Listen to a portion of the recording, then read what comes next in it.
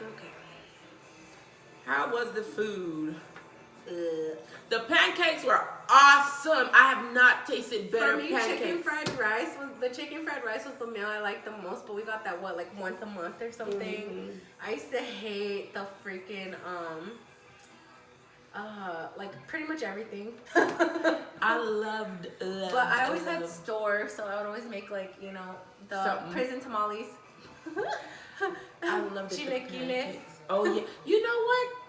I was telling my cousin the other day The about whole shebang, chilaquiles. whole shebang chips. Yeah. Oh, I can't find them nowhere out here. I think you probably find them online. I've seen people. I can't find the Texas beef either. Oh man, yeah. I bet you we should try and find some of that prison food, or have someone like send someone some money who's coming home. And Yeah. be like, hey, Give me some bag of refried beans. Yeah. And some of them chips. Like we could throw down a whole freaking meal. 32 packs of make Texas beef. Make something out of nothing. Yes. Cheesecakes out of powdered milk. Like and smashed up graham crackers for the crust. Like who would have fucking thought?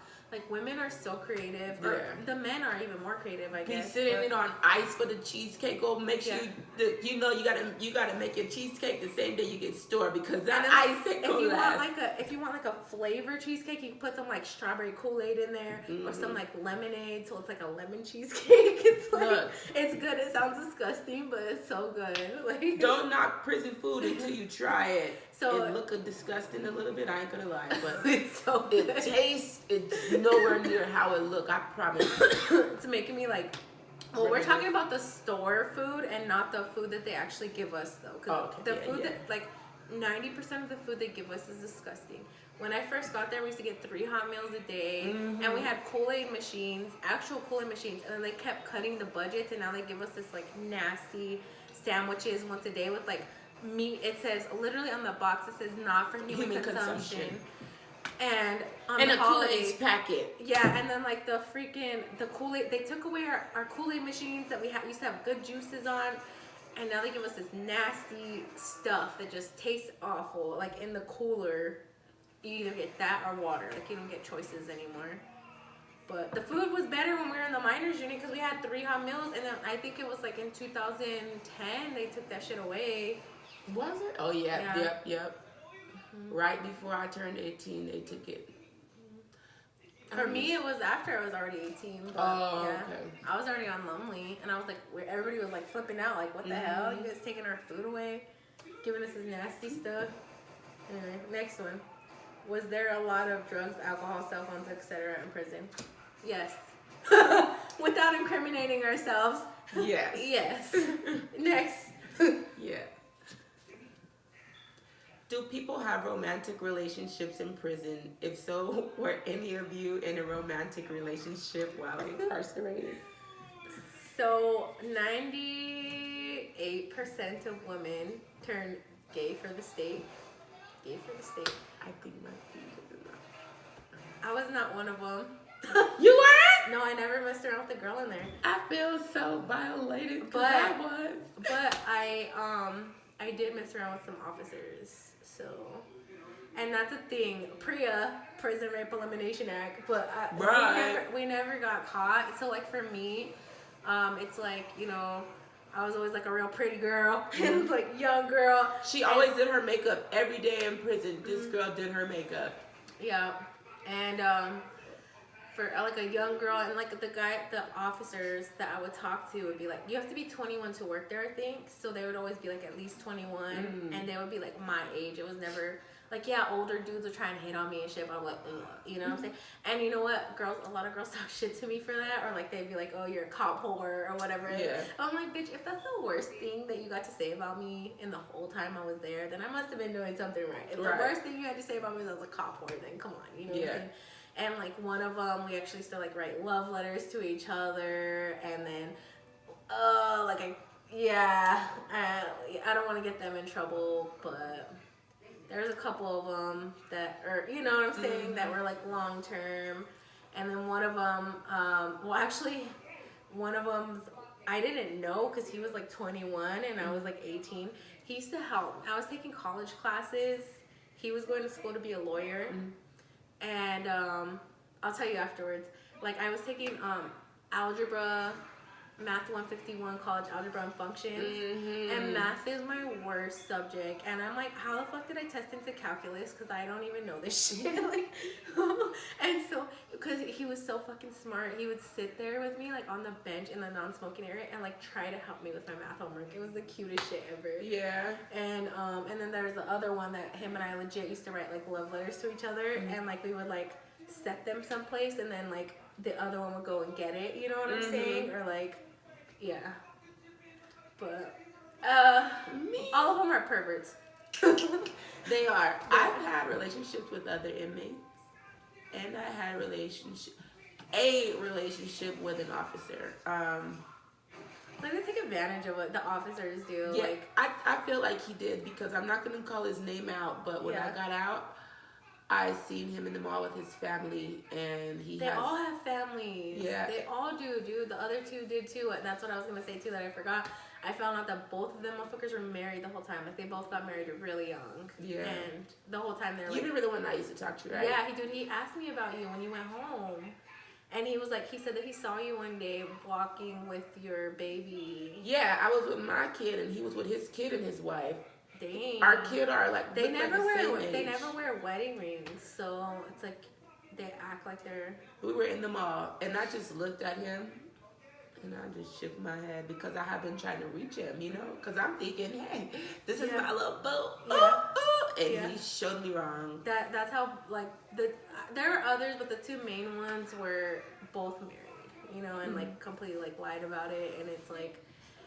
That's what I was saying. Like, they're all fucking perverts to work there. It's like, on the application, are you a pervert? Yes, you got the job. You got the job. Because, like, I don't know. Yeah, it's a fucked up situation. Inmate relationship is messy. I had an ex-girlfriend fight my new girlfriend because she just couldn't. I don't know, but she couldn't. But I'm what you would call a pillow princess. So please do not get anything misconstrued. Nothing wrong against anybody else who's not a pillow princess, but that's just not the route I chose to go. Plus, I was only gay for the stay, so I didn't see no reason to be carpet munching. Gay for the state. Yes. Lesbian until release date. Look. Alert. You're alert. No, lady, no. Next one. Do people have sex / get raped in prison? Well, I had sex with the officer in prison, and not really rape, not the women. If it was rape, it's because she got caught or they got caught, and she just didn't want to get herself in trouble, so she just called it rape. Yeah. It's very rare that. But women like make sure to make dildos out of all kinds of stuff. I know a girl who made a Jolly Rancher dildo. Like, she, you know how she melted it and then like color coded it. So it was like, I'm like, girl, you got fucked by a Jolly Rancher dildo? It's crazy. And she saw it was like, you know, blue, green, orange, red, like whatever. And then like girls could like make them out of ace bandages and stuff. Yeah. So I don't know. But yes. A lot of sex. Oh yeah, it's your turn. Do people really have families in women's prison? Yeah. A lot of people do. Like, they make up their own little families. Like, you know, there'll be like some dykes with like short hair. Sorry if that offends anyone, but you know, that'll be boys. Like, there's some women in there that look straight like boys. Yes. I remember the first time my brother came to see me as an adult, and he saw that it was Baby he saw. And he was like, Baby look fine too. She used to, now she's like, did you see how she like faked her own death or whatever? Okay, we're gonna have to talk about that later. I thought No, she didn't die. She didn't die. Oh my god! Dude, I thought she was dead. No, dude. Like, everybody went to the memorial. Like, they had car washes and stuff. No, she didn't die. It wasn't like Young and the Restless, Bold and the Beautiful. I seen it posted in the Facebook. No, dude, I did too. But she's not dead. She was the only one that lived.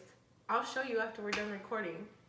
Like, they had like a whole little memorial thing for them and everything, like a car wash. This bitch faked her fucking death. I can't make this shit up. Was it something wrong why she had to fake her death, or she just was bullshit and wanted the element of surprise? She wanted to jump out of the casket like, No, literally, like the video that they found of her, she had like a new girlfriend, because you know her girlfriend got murdered or whatever in that whole thing.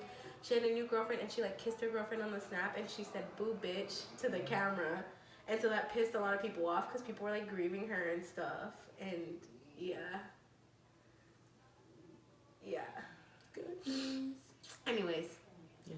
What was the question? Girl, I forgot.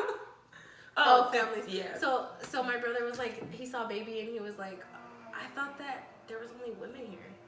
Cause she looks just like a man, like shaved head and like tattoos on her whole body and her head. And there's a lot of women that look like that. And so like they'll be like dad, mom, brother, sister, daughter, grandma, you know. Yeah. And so, but I didn't really have a family like that because I felt like it was disrespectful to my actual family. I would call people cousins sometimes, but not brother, sister, or whatever, or mom. I had a prison family. Well, because, you know, I used to call Talia, that's my first ever bunkie. Man. Yes. Rest in peace to her. So rest in peace, Talia. I called her my sister. She kind of like helped me cope with the coming to cruise because I was a little bit nervous too. Yeah. And then it was like a lockdown when I first came, and I'm just like, oh hell no, they about to put me in a room with a weird bitch. But she turned out to be really cool. And then even though Jasmine, I consider her like my sister too in there. It was just like, and then Talia's wife, which like Jessica was describing, people, some of the women look like men. So Talia's wife actually looks like a dude-ish. So I call her my brother. Yeah, I call her wife my brother. But yeah. So yes, there is prison families. Are you a drug addict? Did your addiction attribute to your circumstances? No. I'm not. Like, let me just say, smoke a little weed, put our shit together. No, we are not no drug addicts. I used to be like a pretty big pothead when I was younger, but I have never done crack, meth, heroin, or anything like that. I don't think I want to try. So that had nothing to do with our circumstances. Like, we weren't like on drugs trying to commit crimes. Yeah, no, I wasn't getting high doing stuff. Yeah. If more, I was getting high, falling asleep. Okay, it says, can you each tell me about the hardest thing that you had to endure while being locked up? I'll go first. So if you guys don't remember, I did say I was pregnant. I think that was the hardest thing. I gave birth in an actual hospital because I was actually in prison. In county, you give birth in the county hospital with your leg like handcuffed to the bed.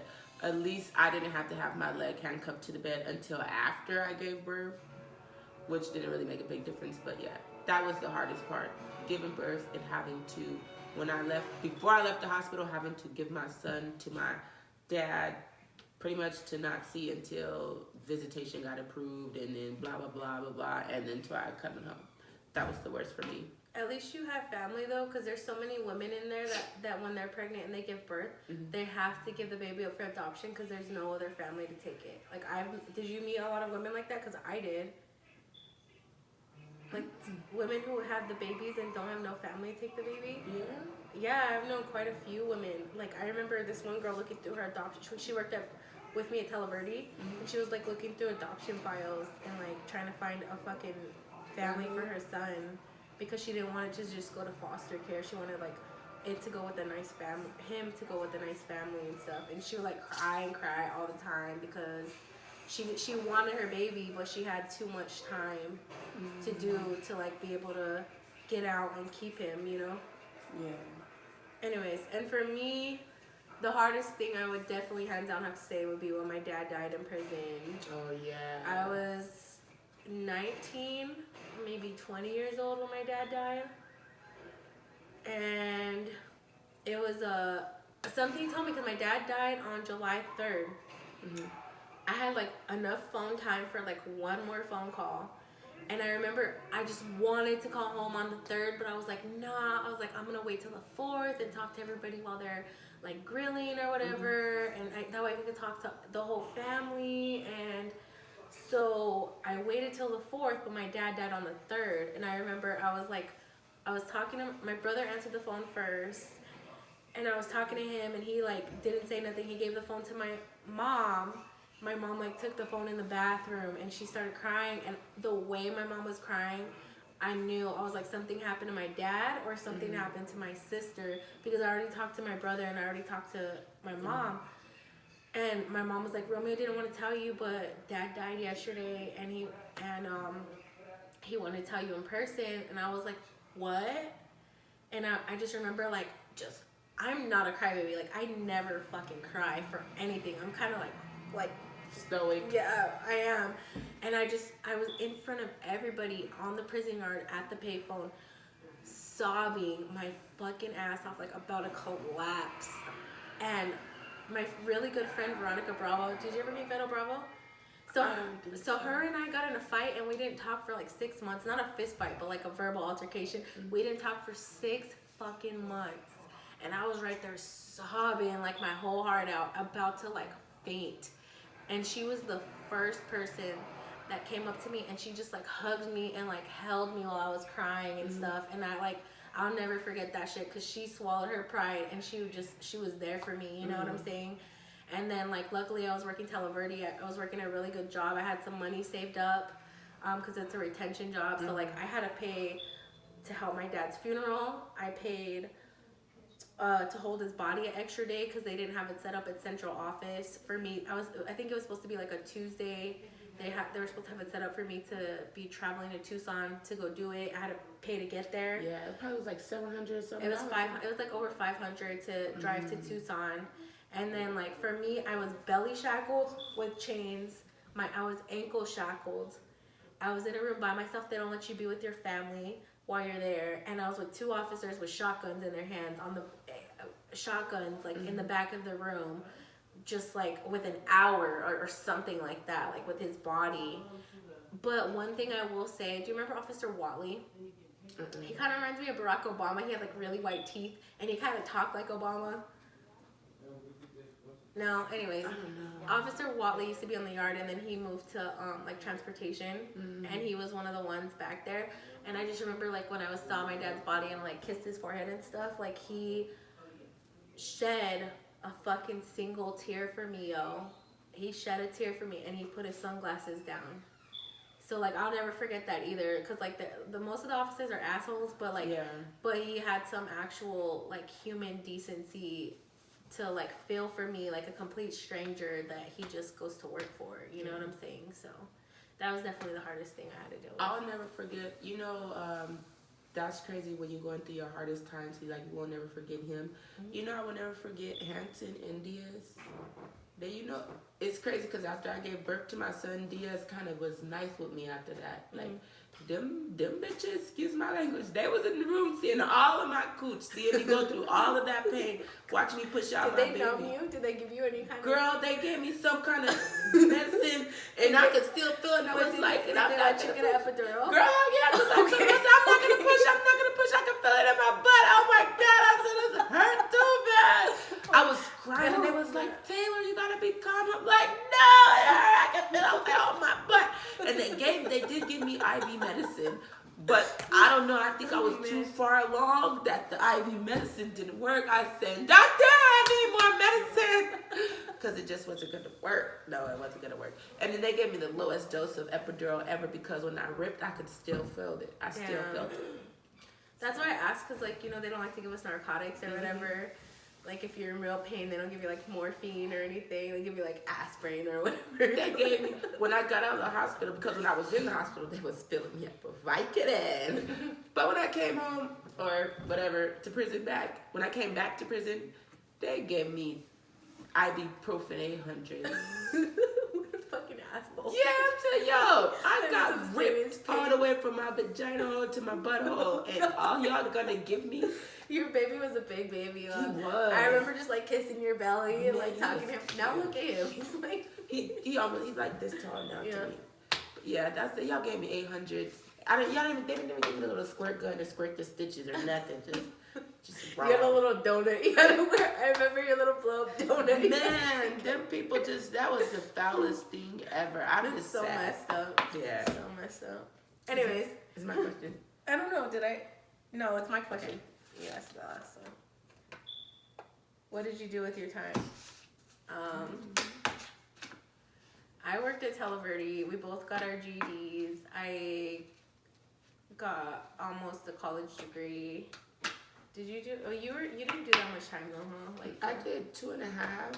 I completed like what 2 classes in college. So I got that done. On top of that, a lot of mischief. Yeah, it was a lot of mischief. I'm gonna tell you right now. I pretty much, when I was in prison, I learned how to apply makeup because I didn't wear makeup before prison. I learned how to make food out of nothing because I wasn't cooking before then. And I got a little bit of education, and I got a little bit of street knowledge. I guess that's what I did with my time, and a lot of mischief. Your turn. I think we're almost done with these questions. Okay. Do you think you are rehabilitated?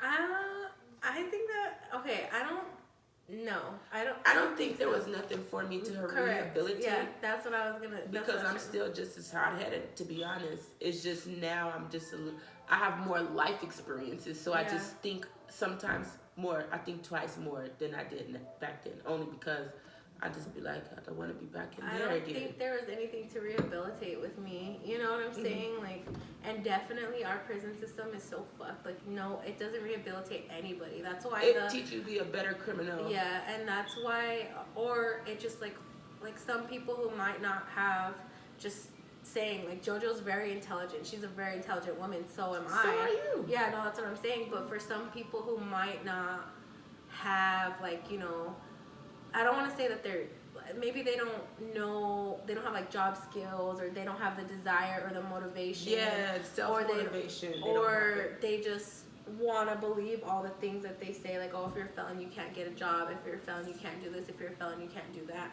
Then for them, they're the main ones, and that's probably the majority. Like, we're the minority of people that have actually done good, you know what I'm saying? Because the level, the recidivism rate, not only in America but Arizona, is like extremely high.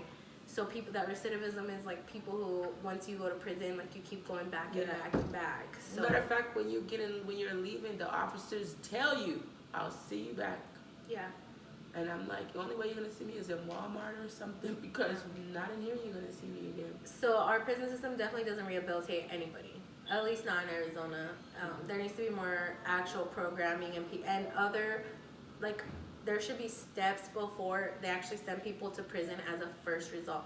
Especially for people, because the majority of women who are in there, or I guess inmates in general, are like drug addicts and stuff. We're not. So that probably attributes to why we haven't gone back either, because like we're not into drugs. Yeah. So hard drugs. But you know, we have that friend that kind of went back for. Oh, but she's not a drug addict either. She don't even smoke nothing. Yeah. She barely drink. Right. And she went back. So there needs to be. No, we don't. We don't need to be rehabilitated. And we weren't rehabilitated because there was nothing to be rehabilitated for, and that place definitely didn't give us any opportunity to rehabilitate, even if we needed it. So, yeah, right. Yeah. Anyway, this is my turn. Do you think growing up in prison has messed you up mentally? Yeah. Yeah, because to this day I do not eat sandwiches. Okay? I do not wear anything orange. If you buy me something orange, I'm going to give it away. Like, maybe if it's an off orange, but not like an actual orange. Just let me tell you, honey, I don't wear nothing orange. No, I finally, like a year or two ago, I finally bought a salmon colored shirt. Yeah. But I don't wear orange. I don't wear orange at all. And it's like a pastel salmon color. I made sure it wasn't. I hate tucking in my shirt. Yes. Yeah, no. Oh God. No. For me, it was really hard for me to relate. When I came home, it was really hard for me to relate to other girls my age, especially because I moved to Texas where I didn't know anybody. Mm-hmm. Like you, at least you were here with your friends and your family that you knew before, but I knew nobody. So for me, it was like, I was really socially awkward. Mm-hmm. It was hard. It was just hard for me to make friends because I had nothing in common with other 22-year-olds. You know what I'm saying? Like, I didn't even know how to use my cell phone. Like, I would get really bad anxiety going into the mall or something. Mm-hmm. And then it's like, for me to come to that conversation, like, oh yeah, where'd you go to school? What did you do? Like, what did you? Oh, you're from Arizona. And What then part of Arizona? got a gap of your yeah, life. Yeah, a big gap for me. It was 6 years of my life. And then when I finally did tell them, it was like, or actually at first for me, it was like, I felt like I had to explain why I was so socially retarded. Mm-hmm. You know what I'm saying? Like, why I don't know how to use my phone, why I don't have a Facebook, why I don't do this, why I don't do that, or like, why I don't know anything. So that was like at first, and then I think in other ways it has to, I don't fucking know. It definitely has, in some points, some aspects. I don't know. What was the question again? Do you think growing up in prison has messed you up mentally? Yeah, it did. It did in a lot of ways, but it kind of helped me out because I'm the youngest of 6 kids from my mom, so I kind of was always dependent. When I went to prison, that was the first time I was ever completely on my own. You know, I didn't really have family support. Even though they took my son, which I was 100% grateful for, the money wasn't flowing. So it kind of showed me how to kind of just learn how to just really depend on myself, look out for myself, make sure I'm okay, make sure I know what my next move is, because usually I would just say, oh, my sister's going to help me, or my brother's going to help me. You know, I was always that person until I went to prison. I had to do everything. I didn't have no backup. Like, you know, if stuff push come to shove, it was me, like myself. My mouth had to match everything else because I was going to be jacked up at the beginning. Yeah. So, yeah, it jacked me up, though, but I guess it did good and bad. Same. I would say the same. And I think that's touching on what I said earlier, like, where would I have been had I not gone to prison? You know what I'm saying? Me too. Oh, God. I probably would have had a lot of kids. Yes, that's what I'm saying. Have a lot of kids. I probably would have been on, like, welfare. Just, like, no ambition. Yeah. I think I probably would have been a little bit more lazy and a little bit more reliant on people and maybe even the government than I am now. So. Do you think that growing up in prison has made it hard for how to function in romantic relationships? For me, I think it has, because like how you're saying, like I'm just so independent, and I did 6 years like without anybody, without the need, like, you know, a lot of women, they turn gay for the state because they need that like companionship. Like women get lonely, like women want someone there for them, you know. So but for me, I didn't need that, so that's still how I am today. Like I've been single for over 2 years and I'm completely okay with that. Like I don't need a constant companion in my life, you know. And like also I think I have like a lot of walls, and I keep myself guarded, and it's really hard for people to get to know me or people to even relate to me or understand me. You know what I'm saying? I don't know. So, and I'm really hot-headed too, or like principles make me so mad, and like I don't know. I would say it. Only reason why I would say it jacked me up is because I kind of hopped into a serious relationship shortly after I got out. So I was 16 years old when I went in, and I was 19 when I got out. And I met my current, or I don't even know what you would consider him, but I met my daughter's father about a year after I got out of prison. He was older than me, so, you know, he kind of just like took me and led me into this whole different direction in life, and I kind of just let him, because I came from literally nothing, prison, nothing, and then I met somebody who kind of made life a little bit easier, and it kind of just blinded me to everything that was going on around me when I was used to paying attention to everything, but somebody made life easier. So I just, prison, it just kind of blindsided me, and it didn't prepare me for dealing with the opposite sex, because pretty much, you know, just dealing with a lot of women in there. So I didn't really think, you know, men would be certain kind of ways, because I just had no idea.